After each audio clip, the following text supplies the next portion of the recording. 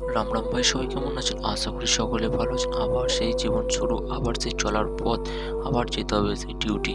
আর finally পৌঁছে গেছি ব্যাঙ্গালোরকে। আর আমি যেখানে কাজ করি ব্যাঙ্গালোর, অনেকদিন পরে এলাম, কীরকম একটা লাগছে।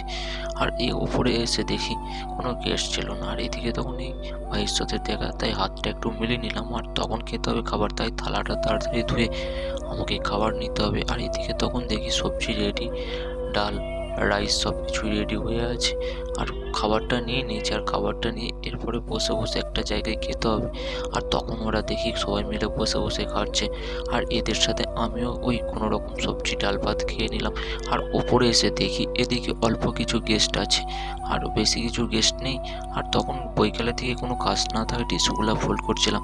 আর ভাবছি আগের তুলনায় অনেক গেস্ট কম হয়ে গেছে। আর রাতের দিকে দেখো কোনো গেস্টই নেই। আর তারপরেই দেখি এদিকে কোনো দুটো বড় বড় টেবিল চলে এসেছে। আর সেই টেবিলগুলো কমপ্লিট করে আমরা এখন হোটেল ক্লোজ করে রুমের দিকে যাচ্ছি। চলো আজ এই পর্যন্তই, দেখা হচ্ছে নেক্সট কোনো ব্লগে।